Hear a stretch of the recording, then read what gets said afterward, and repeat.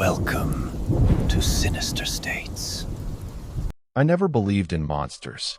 Not the kind that lurk in the woods, not the ones whispered about in old campfire tales, and certainly not the ones that were the faces of people you know. I was a rational man, a science teacher at a small high school in northern Arizona, and I prided myself on my ability to explain away the strange and the uncanny. But that was before the night I saw something that defied every explanation I could muster, something that left me questioning not just my sanity, but the very nature of reality itself. It was late October, the air crisp and dry, the kind of night where the stars seemed to hang just out of reach, and the moon casts long, silver shadows across the desert. I was driving home from a school board meeting in Flagstaff, a 2-hour trek along winding roads that cut through the heart of the Navajo Nation. I'd made the drive 100 times before, always with the radio on low and a thermos of coffee at my side. That night, though, I was running late, and the roads were emptier than usual, the world outside my headlights swallowed by darkness. About halfway through the drive, I noticed a figure standing by the side of the road. At first, I thought it was a hitchhiker, unusual, but not unheard of out here. As I drew closer, I slowed down, squinting through the windshield. The figure was tall, impossibly thin, draped in what looked like tattered animal skins. Its face was obscured by a hood, but I could see the glint of eyes reflecting the headlights, unblinking and cold. I should have kept driving. Every instinct screamed at me to keep going, to put as much distance as possible between myself and whatever that thing was. But curiosity, or maybe something deeper, some primal urge to confront the unknown, made me stop. I rolled down the window a crack, the cold air biting at my skin. "Are you all right?" I called out, my voice sounding small and uncertain in the vastness of the night. The figure didn't move. For a moment, I thought maybe it hadn't heard me, or maybe it was just some lost traveler, too exhausted to respond. But then it turned its head, slowly, almost mechanically, and I caught a glimpse of its face. Or rather, the absence of one. Where there should have been features, there was only a smooth, pale expanse, like stretched leather, with 2 dark holes where the eyes should be. I recoiled, my heart pounding in my chest. I fumbled for the gear shift, ready to peel away, but before I could move, the figure spoke. Its voice was wrong, too deep, too resonant, echoing in a way that made my skin crawl. "Help me," it said, the words distorted, as if spoken through a mouth that wasn't meant for human speech. I slammed the window shut and floored the accelerator, the tires kicking up gravel as I sped away. In the rearview mirror, I saw the figure step onto the road, its movements jerky and unnatural, like a puppet on broken strings. It watched me go, its head cocked to one side, and for a moment, I thought I saw its mouth split open in a grin that was all teeth and darkness. I didn't stop again until I reached the safety of my driveway, the porch light casting a warm glow over the familiar shapes of my home. I sat in the car for a long time, hands shaking, trying to convince myself that I'd imagined the whole thing. Maybe it was a trick of the light, or a shadow cast by a tree, or just my mind playing tricks on me after a long, stressful day. But the nightmare started that night. Every time I closed my eyes, I saw that faceless figure, standing by the side of the road, waiting. Sometimes it spoke to me, its voice echoing in my dreams, calling me by name. Sometimes it just watched, its empty eyes boring into me, promising things I didn't want to understand. I tried to forget, to move on, but the feeling of being watched never left me. I started noticing strange things around the house, footprints in the dust outside my window, the lingering smell of wet fur in the air, the sound of scratching at the door late at night. My dog, a big, friendly mutt named Max, started acting strange too. He'd growl at empty corners, refuse to go outside after dark, and sometimes I'd catch him staring at the window, his hackles raised. as if he could see something I couldn't. One night, about a week after the encounter, I woke to the sound of Max barking furiously. I stumbled out of bed, heart racing, and found him at the back door, teeth bared, his body rigid with fear. I flipped on the porch light and peered outside, but saw nothing, just the empty yard, the fence swaying gently in the wind. But then I heard it, a low, guttural growl, coming from the darkness beyond the fence. It was a sound I'd never heard before, not from any animal I knew. It was deep and resonant, vibrating in my chest, and it sent a jolt of terror through me. Max whimpered and pressed himself against my leg, his body trembling. I grabbed the flashlight and stepped outside, the beam cutting through the darkness. The air was thick with the smell of earth and decay, and the silence was absolute, broken only by the sound of my own breathing.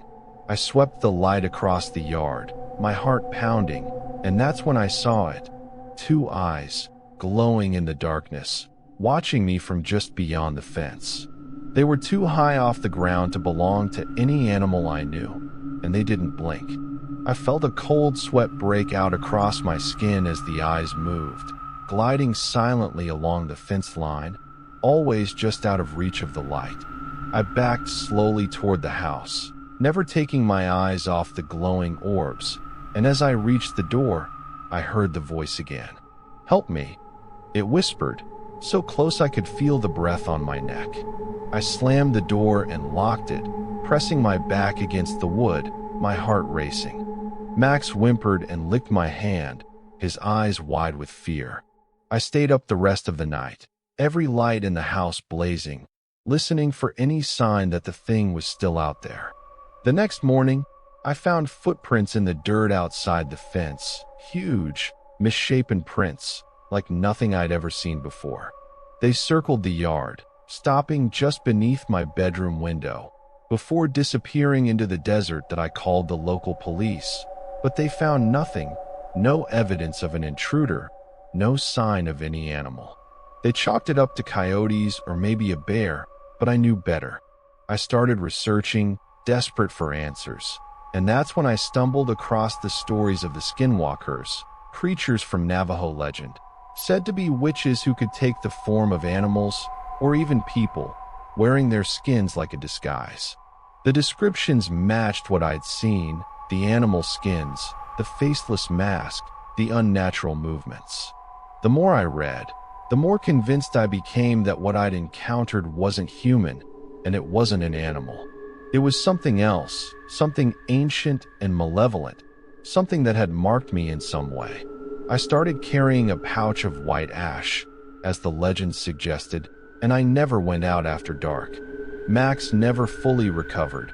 He grew more withdrawn, more fearful, and eventually, he stopped eating altogether.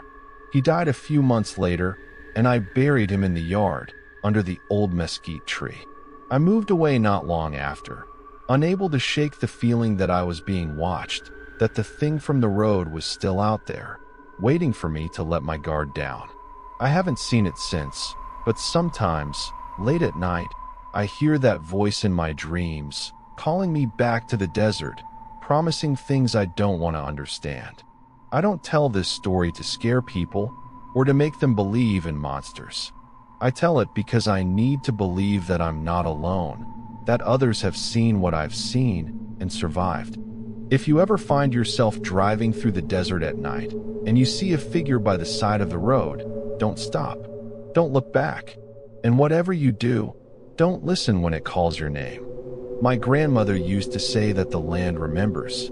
She'd tell me this as she swept the porch of our old farmhouse on the edge of the reservation, her eyes fixed on the horizon where the red rocks met the sky. I never really understood what she meant until the summer I turned 17, when the land remembered something I wish it had forgotten. That summer was the hottest on record. The air shimmered with heat, and the ground was so dry it cracked beneath your feet. My parents were both working long hours in town, so I spent most days helping my grandmother with chores, tending the chickens, and hauling water from the well. At night, I'd sit on the porch with her, listening to the cicadas and the distant howl of coyotes. One evening, as the sun dipped below the mesas, my grandmother grew quiet. She set down her knitting and stared out into the gathering darkness. "You need to be careful, Sarah," she said, her voice low and serious. "There are things out there that don't belong to this world. Things that were the faces of people you know." I laughed it off, thinking she was just trying to scare me. But she didn't smile. "Promise me you'll come inside before dark. And if you hear someone calling your name, you don't answer. Not unless you see their face." I promised, more to ease her mind than out of any real fear. But that night, as I lay in bed, I couldn't shake the feeling that something was watching me from the darkness outside my window. A few days later, my cousin Mark came to stay with us. He was a year older than me, tall and lanky, with a mischievous grin and a knack for getting into trouble. We spent our days exploring the arroyos and canyons, searching for arrowheads and old pottery shards. Mark was fearless, or at least he pretended to be, and I followed him everywhere, eager to prove I was just as brave. One afternoon, we found ourselves deeper in the desert than we'd ever been before. The sun was high, and the air was thick with the scent of sage and dust. We stumbled across an old ruin, half buried in the sand, its walls crumbling and overgrown with weeds. Mark, always the explorer, insisted we check it out. Inside, the air was cool and still. The walls were covered in faded petroglyphs, strange, twisting shapes that seemed to move when you looked at them too long. In the center of the room was a stone altar, stained dark with something I didn't want to think about. Mark poked around, shining his flashlight into every corner. "Probably just some old ceremony site," he said, but his voice sounded uncertain. I felt a chill run down my spine, despite the heat. We left in a hurry, neither of us speaking until we were well away from the ruin. That night, I dreamed of shadows moving through the desert, their eyes glowing in the darkness, their voices whispering my name. The next morning, Mark was gone. His bed was empty, the sheets tangled and damp with sweat. I searched the house, calling his name, but there was no answer. My grandmother found me in the kitchen, panic rising in my chest. "He's gone," I said, my voice trembling. She nodded, her face grim. "He'll come back. But you must remember what I told you. Don't answer if he calls." I spent the day pacing the porch, my eyes scanning the horizon for any sign of Mark. As the sun set, I heard it, a voice, faint and distant, drifting on the wind. "Sarah." It was Mark's voice, calling from somewhere out in the desert. I jumped to my feet, ready to run to him, but my grandmother grabbed my arm, her grip surprisingly strong. "Don't," she whispered. "That's not him." I struggled, desperate to help my cousin, but she held me fast. The voice came again, closer this time, pleading, "Sarah, please. I'm lost. Help me." Tears streamed down my face as I listened, every instinct screaming at me to go to him. But my grandmother's words echoed in my mind, and I stayed put, my heart breaking with every cry. The voice circled the house, growing more insistent, more desperate. Sometimes it sounded like Mark, sometimes like my mother, sometimes like voices I didn't recognize at all. But always, it called my name, always begging me to come outside. The night stretched on, the voices never stopping, never fading. My grandmother sat beside me, her eyes closed, lips moving in silent prayer. I clung to her, terrified, until the first light of dawn crept over the horizon. As the sun rose, the voices stopped. The silence was deafening, heavy with things left unsaid. My grandmother stood, her face pale and drawn. "We have to find him," I said, my voice barely more than a whisper. She shook her head. "If he's still himself, he'll come back. If not," she trailed off, her eyes filling with tears. We searched the desert for days, calling his name, leaving offerings of food and water at the edge of the ruin. But Mark never returned. Sometimes, late at night, I'd hear his voice again, calling from the darkness, always just out of sight. Years passed, and I grew up, moved away, tried to forget. But the land remembers. Every time I visit my grandmother's house, I feel it, the weight of the past, the presence of things that linger just beyond the edge of sight. Last summer, I returned for a visit. My grandmother was older, frilier, but her eyes were as sharp as ever. We sat on the porch, watching the sun set over the mesas, and she took my hand in hers. "Do you remember what I told you?" she asked. That I nodded, my throat tight. "Good, because some things never leave. Some things wait." That night, I dreamed of Mark again. He stood at the edge of the porch, his face pale and drawn, his eyes empty. He reached out to me, his voice a hollow echo. "Sarah, please, help me." I woke with a start, my heart pounding, the taste of fear sharp in my mouth. I lay awake until dawn, listening to the wind whisper through the desert, wondering if the land would ever forget. I don't know what happened to my cousin. Maybe he got lost, wandered too far, fell victim to the elements. Or maybe he became something else, something that wears his face and calls my name in the night. All I know is that the land remembers, and so do I. If you ever find yourself alone in the desert, and you hear a voice calling your name, don't answer. Not unless you see their face. And even then, be sure it's really them. I grew up in a small town in New Mexico, the kind of place where everyone knows everyone else's business, and secrets are as rare as rain. My father was a deputy sheriff, a practical man who believed in evidence, not superstition. He used to say that every mystery had a logical explanation, and it was his job to find it. I believed him, right up until the night we found the old man on the edge of the canyon. It was late spring, the air thick with the scent of juniper and sage. I was 16, eager to prove myself, so when my father asked if I wanted to ride along on his evening patrol, I jumped at the chance. We drove the back roads, the radio crackling with static, the headlights carving tunnels through the darkness. Most nights were quiet, just the occasional call about a stray dog or a broken fence. But that night, the call came in just after midnight, a report of strange lights near the old abandoned trading post. We arrived to find the place deserted, the windows boarded up, the paint peeling in long, curling strips. My father got out, flashlight in hand, and I followed, my heart pounding with a mix of fear and excitement. We circled the building, the beam of the flashlight dancing over broken glass and weeds. That's when we heard it, a low, guttural growl, coming from the shadows at the edge of the canyon.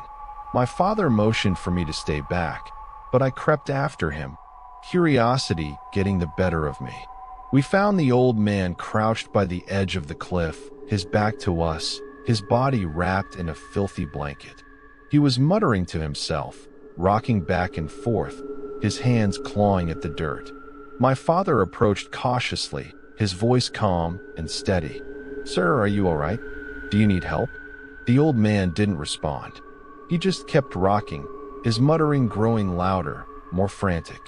My father knelt beside him, placing a gentle hand on his shoulder. That's when the old man turned, and I saw his face for the first time. His eyes were wild, bloodshot, the whites showing all around. His skin was stretched tight over his bones, his mouth twisted in a snarl. He looked at my father, then at me, and for a moment, I thought he was going to attack. But instead, he started to weep, great racking sobs that shook his whole body. "They're coming," he whispered, his voice hoarse and broken. "They're coming for me."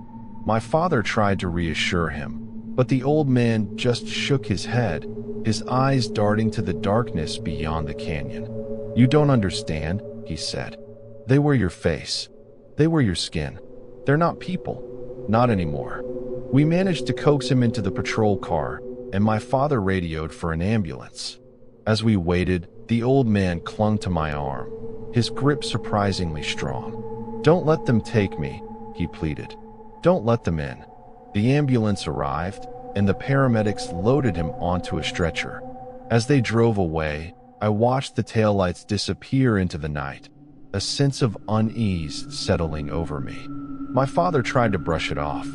Probably just a drifter, maybe off his meds, he said. But I could tell he was shaken. We drove home in silence, the radio off, the only sound the hum of the tires on the road. I lay awake that night, replaying the old man's words in my mind. They were your face. They were your skin. A few days later, my father got a call from the hospital.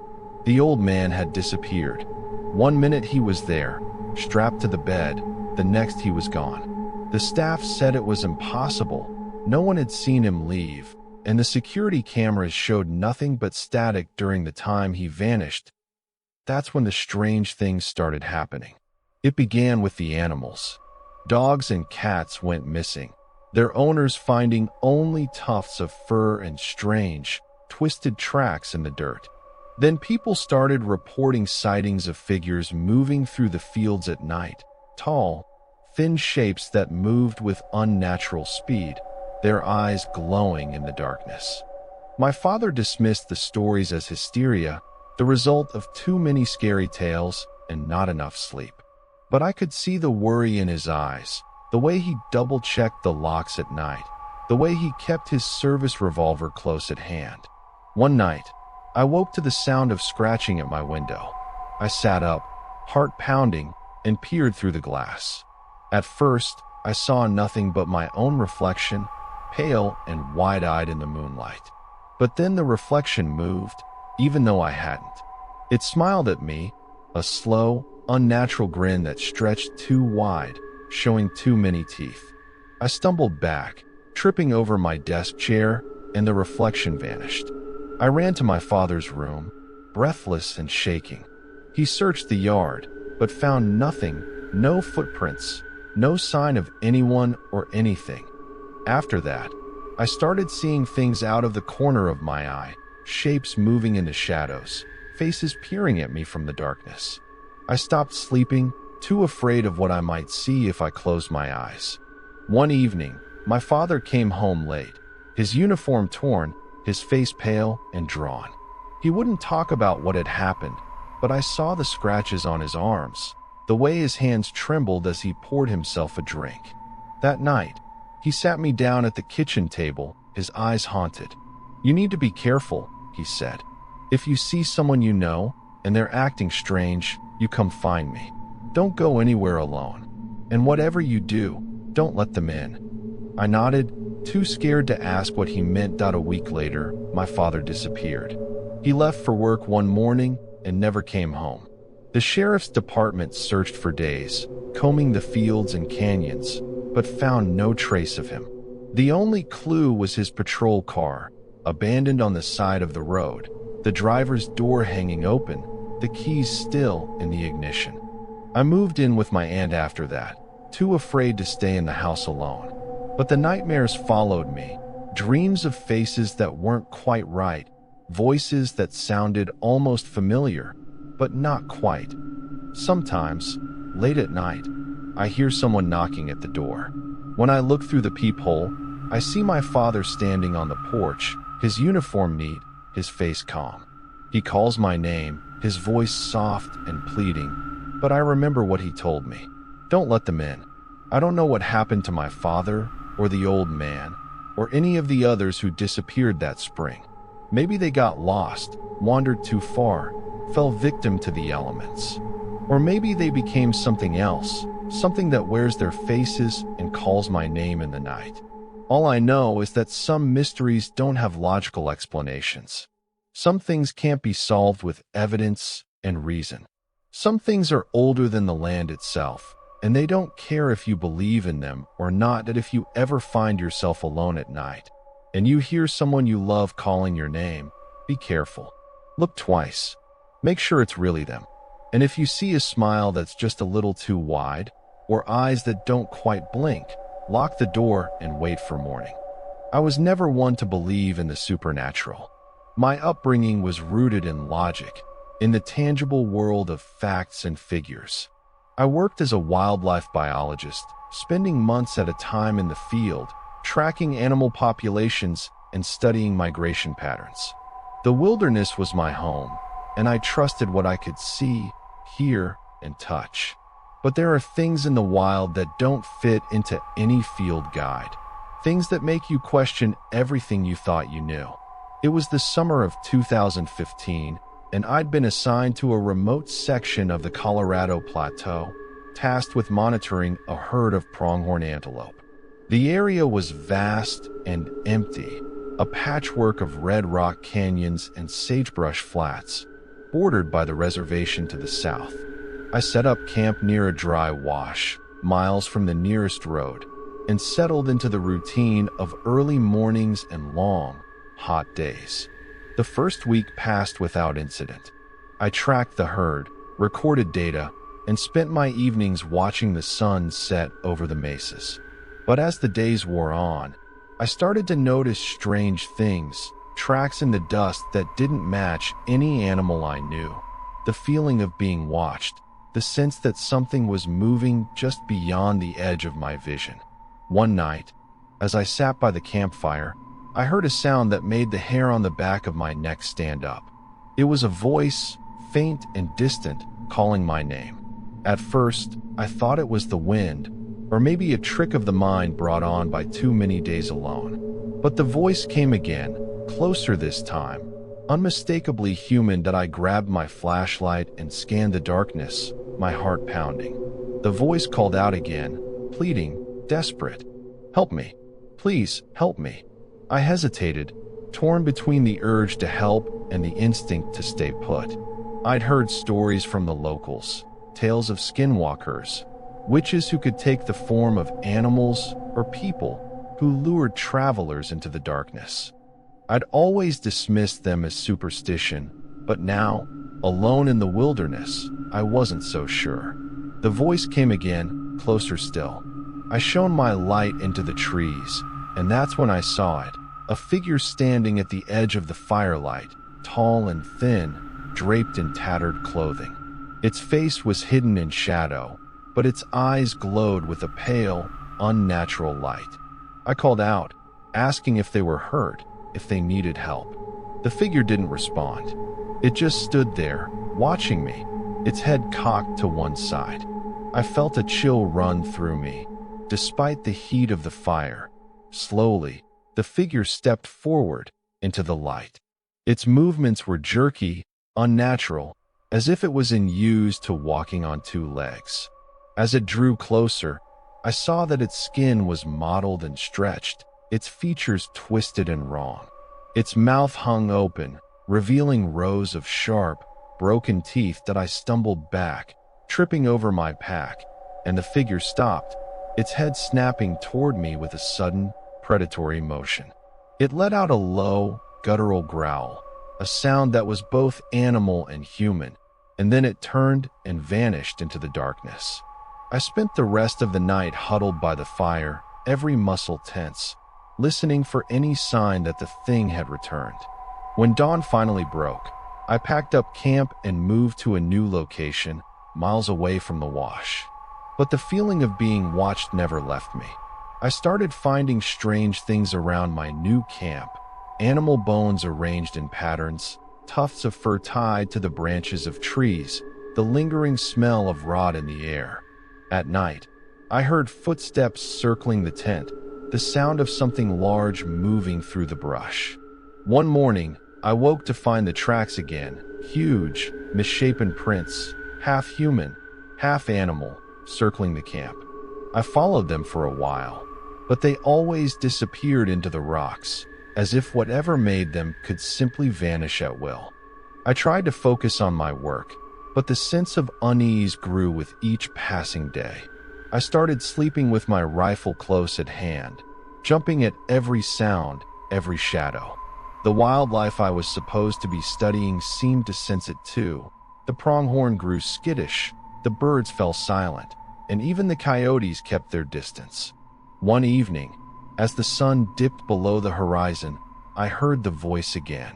This time, it was closer, clearer, calling my name in a perfect imitation of my mother's voice. "Eli, come here.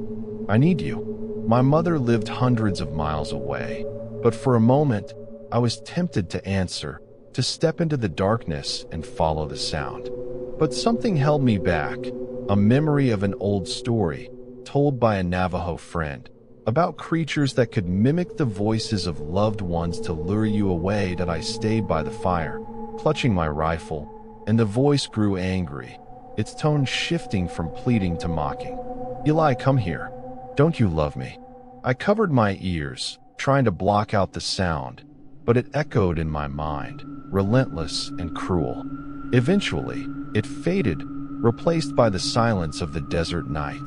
The next morning, I found more tracks, more bones, more signs that I was not alone.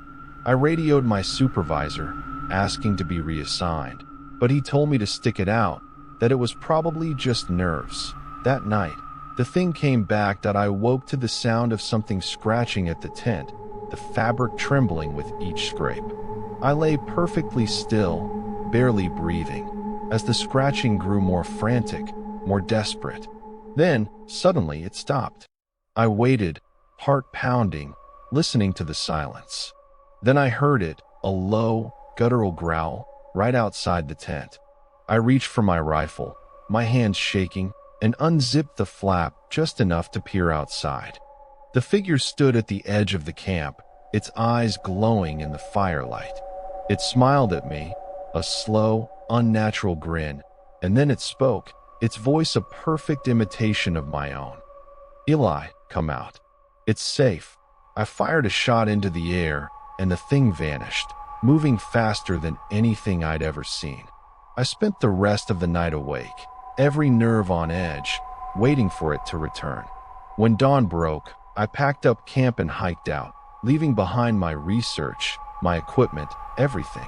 I made it back to the ranger station by noon, exhausted and shaken. I tried to explain what had happened, but no one believed me. They said I was tired, stressed, maybe suffering from heat stroke. But I know what I saw, what I heard. There are things in the wild that don't belong in any field guide. Things that were the faces of people you love. Things that wait in the darkness for you to let your guard down. I haven't been back to the plateau since. I changed careers, moved to the city, surrounded myself with people and noise and light. But sometimes, late at night, I hear a voice calling my name, soft and pleading, just beyond the edge of sleep. If you ever find yourself alone in the wilderness, and you hear a voice calling your name, don't answer. Not unless you're sure it's really them. And even then, be careful. Some things can't be explained, and some things are better left alone.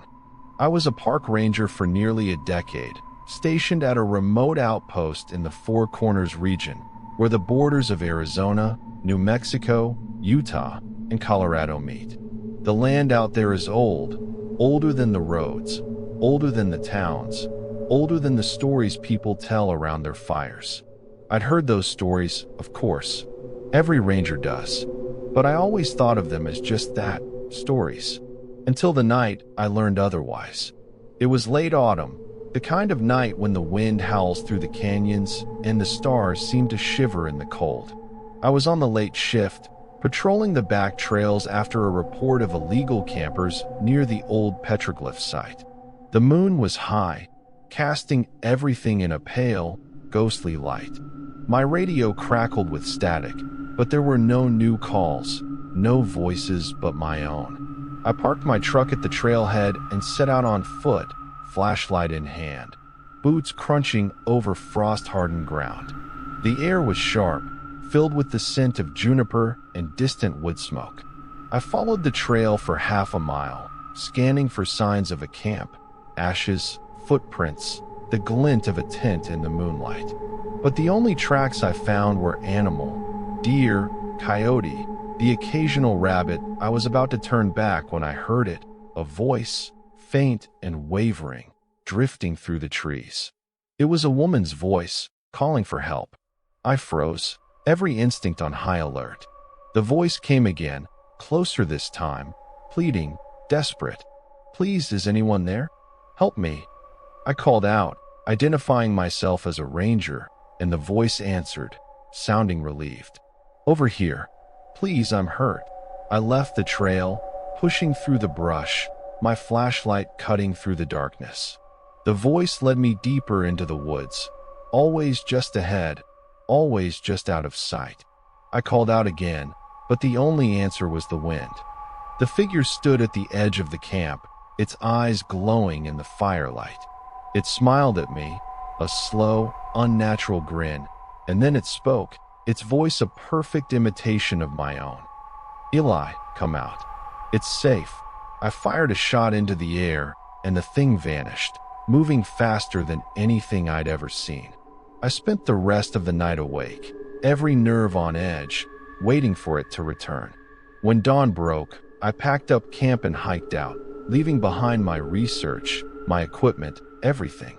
I made it back to the ranger station by noon, exhausted and shaken. I tried to explain what had happened, but no one believed me. They said I was tired, stressed, maybe suffering from heat stroke. But I know what I saw, what I heard. There are things in the wild that don't belong in any field guide. Things that were the faces of people you love. Things that wait in the darkness for you to let your guard down. I haven't been back to the plateau since.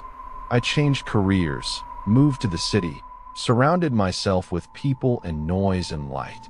But sometimes, late at night, I hear a voice calling my name, soft and pleading, just beyond the edge of sleep. If you ever find yourself alone in the wilderness, and you hear a voice calling your name, don't answer.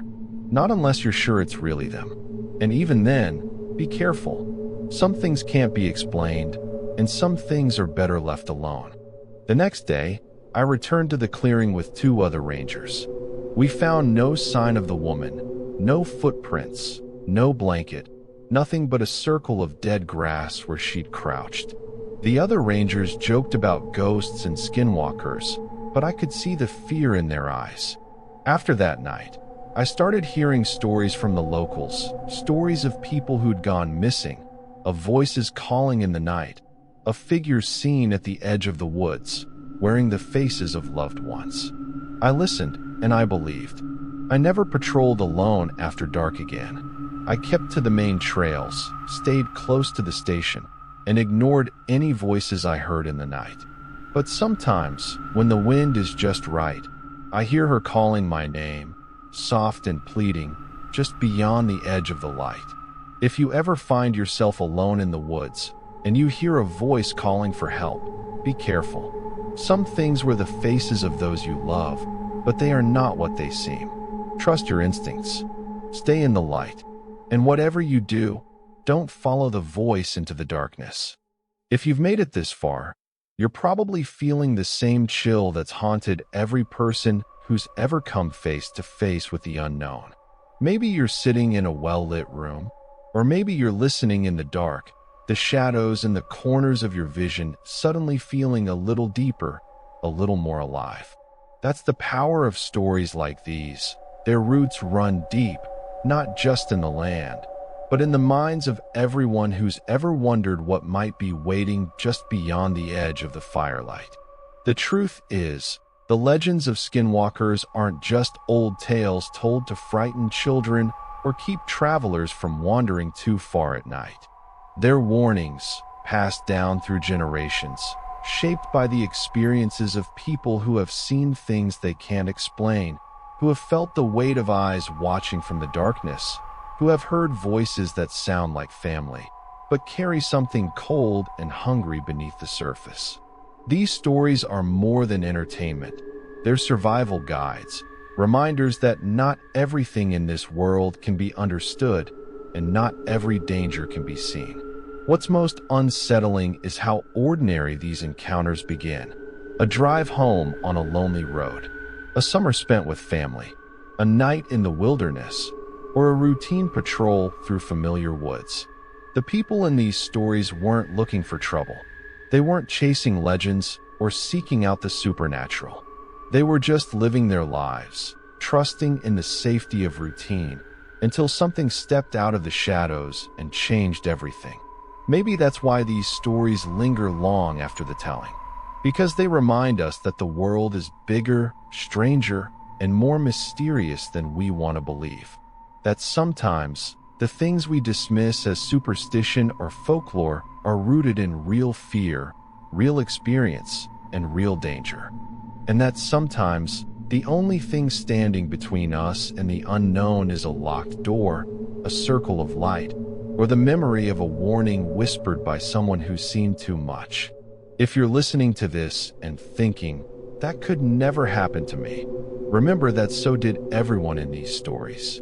They were skeptics, scientists, lawmen, and rangers, people who trusted their senses, who believed in logic and reason. But the land remembers, and sometimes it chooses to remind us that we are not alone. So what should you take from all of this? Maybe it's as simple as listening to your instincts. If something feels wrong, it probably is. If you hear a voice calling your name from the darkness, think twice before you answer. If you see a face you know, but something about it isn't quite right, trust the part of you that wants to run. And if you ever find yourself alone in the wild places of the world, remember the rules that have kept people safe for generations. Don't go out after dark. Don't answer when you're called, unless you're sure who's calling. And never, ever let something in just because it wears a familiar face. The world is full of mysteries, and not all of them want to be solved. Some doors are better left closed, some questions better left unasked. But if you do find yourself standing at the edge of the unknown, remember, you're not the first, and you won't be the last. There are others who have walked this path before you, who have seen the same shadows, heard the same voices, and lived to tell the tale. Thank you for joining me tonight, for listening, for keeping the old stories alive. If you have your own encounter, your own brush with the unexplained, don't keep it to yourself. Share it. Let others know that the world is stranger than we think, and that sometimes the only thing standing between us and the darkness is the courage to speak the truth, no matter how unbelievable it might sound. Stay safe out there. Keep your lights on, your doors locked, and your wits about you. And if you ever find yourself driving down a lonely road, or camping beneath the stars, or walking a trail where the wind whispers your name, remember these stories. Remember the warnings. And remember, above all, that not every face you see in the dark is a friend.